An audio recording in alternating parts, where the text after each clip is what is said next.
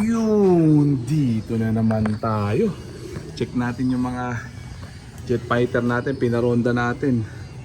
Ayan, 45 minutos na lumilipad, saktong inaktuhan kong pababa. Ayan, oh. Alas 4 ko pinawalan, quarter to 5 na. Ayan sila. Ayan, kompleto yung pukul natin kahapon, ha. 29 of 29 kasama yung Daggett. Yung mga naghahanap kay Daggett, umuwi si Daggett.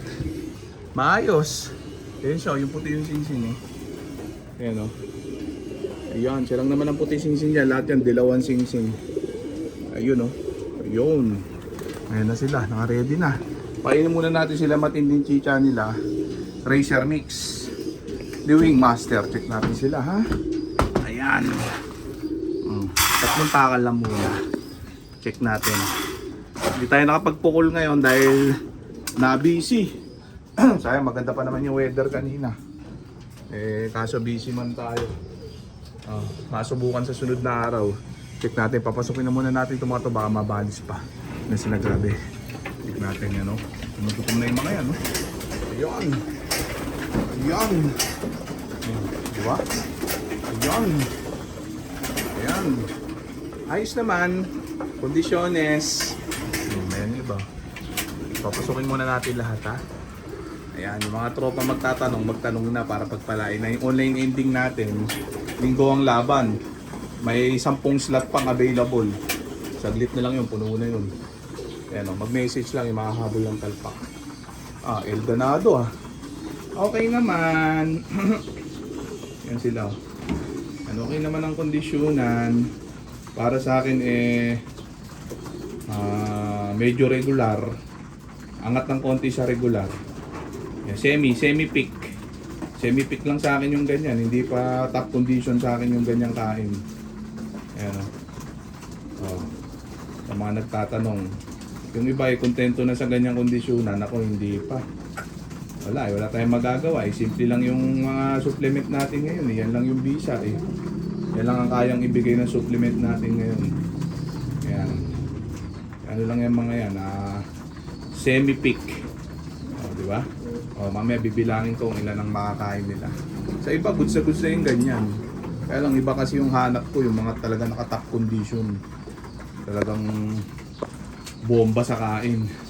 Ayan, no? Ayan yung dumi nila, kulay itim. Kulay itim kasi yung ininom nila. Ayan, no? Walang linisan, ha? Sa ako nalinisin yan. Tinatamad pa ako, eh. Ganun pagka-alagang tamad, alagang tamad. Tamad talaga maglinis. Ayan. Tapos yung masisipag maglinis, no?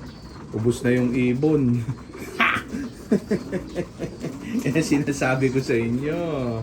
Yan, may mga nakikita na ako mga nagpo-post. Ubus na ang ibon. Na-smash ko, no? Wrong timing ang mga ginawa. Mga nag-advance training.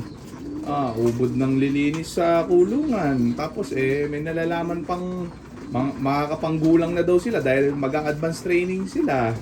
Daig daw ng magulang. Ang hindi prepare, ayan, so sobrang prepare nila, sa sobrang kagulangan, naunahan ng smash, ubos, ayan, no? Grabe nga, kaya lang, advantage sa ganon, sa nauna na ubos, maaga na pahinga, hindi na mapapagod, hindi na mapapagastos. Kaysa yung ganito na paasahin lang pagdating ng dulo, gulong din. Ayan. Ayun ang advantage na maaga na ubos, makakaminos sa pagod at gastos. Ayan. Ito mga to wala pa nawawala sa pukulan, ha. Yung dalawa ko nawala sa sa raging. Berga moment. Ayan, nakaano sila ngayon, 45 minutos na lipad.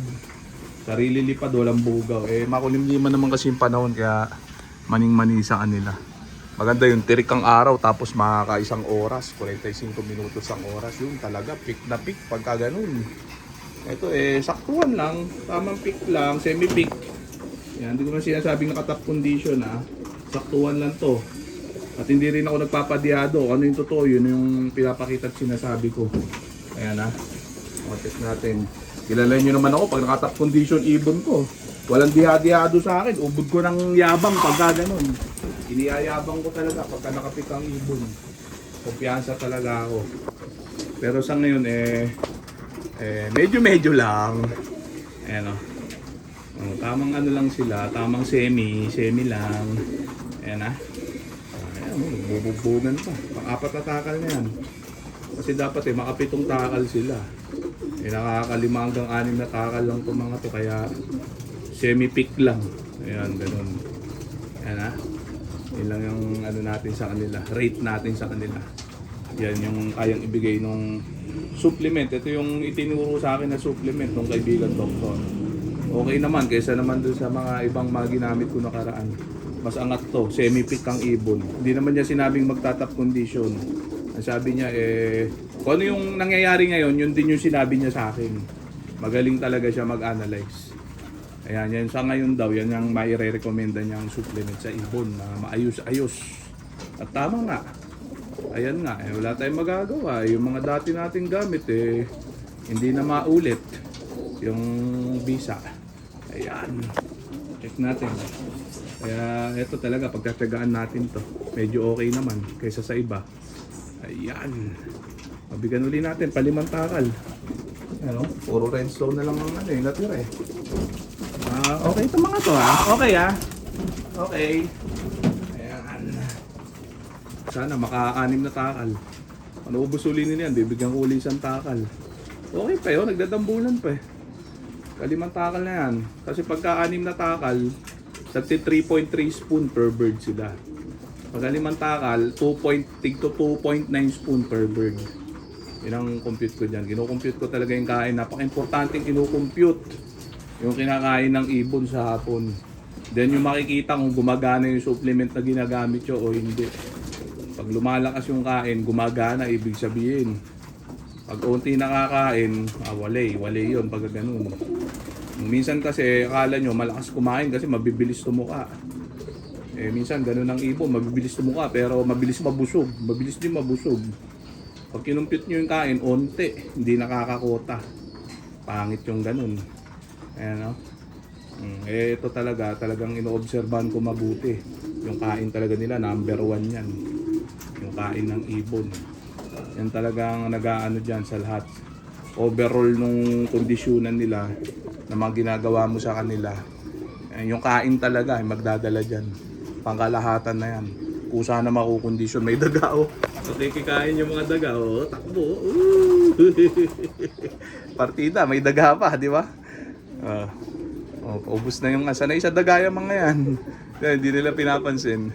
Ayun, pa, yung daga. Tinukain daga. Kulit Dinadaga yung kulungan natin. So okay na muna siguro yung mga tropa. So dito ko na muna tatapusin itong video na to. Shoutout sa may hinang nila lang. Okay na. Bye.